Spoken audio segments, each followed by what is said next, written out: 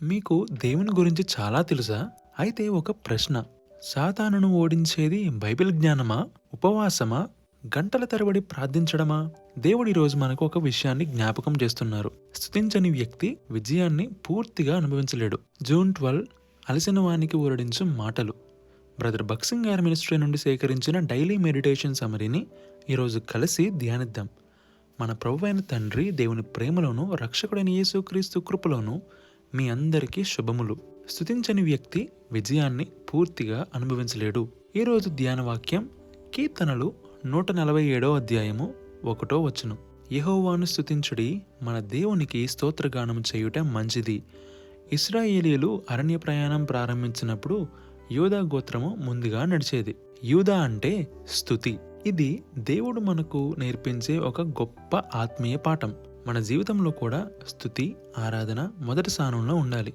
కొత్తగా రక్షించబడిన చాలా మంది ఎక్కువ బైబిల్ జ్ఞానం సంపాదిస్తే ఆత్మీయంగా ఎదుగుతామని అనుకుంటారు. కానీ సహోదరుడు భక్సింగ్ గారు ఇలా అన్నారు: ఎన్ని పుస్తకాలు చదివినా, ఎన్ని సందేశాలు విన్నా కేవలం జ్ఞానం ద్వారా ఆత్మీయ ఎదుగుదల రాదు.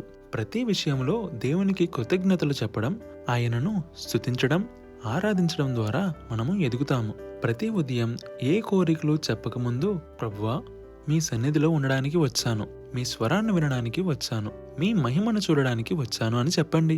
మీ జీవితంలో కష్టాలు ఉన్నా, అనారోగ్యం ఉన్నా, ఆర్థిక సమస్యలున్నా, కుటుంబ బాధలు ఉన్నా కానీ దేవుణ్ణి స్తుతించండి. ఎందుకంటే మన దేవుడు పొరపాటు చేయని దేవుడు.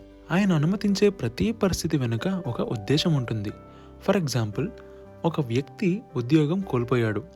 ప్రతిరోజు కంప్లైంట్ చేయకుండా, ప్రభువా నీవింకనూ మంచివాడివే అని దేవుణ్ణి స్తుతించడం ప్రారంభించాడు. కొన్ని రోజుల తర్వాత అతనికి మంచి ఉద్యోగం దొరికింది. కానీ అంతకంటే గొప్ప విషయం ఏంటంటే, పరిస్థితి మారకముందే అతని హృదయం మారిపోయింది. అదే స్తుతి యొక్క శక్తి. బైబిల్లో యూదా వారు యుద్ధానికి వెళ్తూ దేవుణ్ణి స్తుతించారు. వారు యుద్ధం చేయకముందే దేవుడు వారి శత్రువులను ఓడించారు. ఈరోజు మన విజయ రహస్యం కూడా ఇదే. కేవలం జ్ఞానం కాదు, ఉపవాసం కాదు, దీర్ఘ ప్రార్థనలు కూడా కాదు. ఆత్మతోనూ సత్యంతోనూ దేవుణ్ణి ఆరాధించుటే విజయ రహస్యం. ప్రార్థన. ప్రియమైన పరలోకపు తండ్రి, ప్రతి పరిస్థితిలో మిమ్మల్ని స్తుతించడం మాకు నేర్పించండి. మా కష్టాల్లో కూడా మీ మంచితనాన్ని చూడగల విశ్వాసం దయచేయము. స్తుతి చేసే హృదయాన్ని మాకు అనుగ్రహించుము. యేసు క్రీస్తు నామములోనే ప్రార్థిస్తున్నాము తండ్రి. ఆమెన్.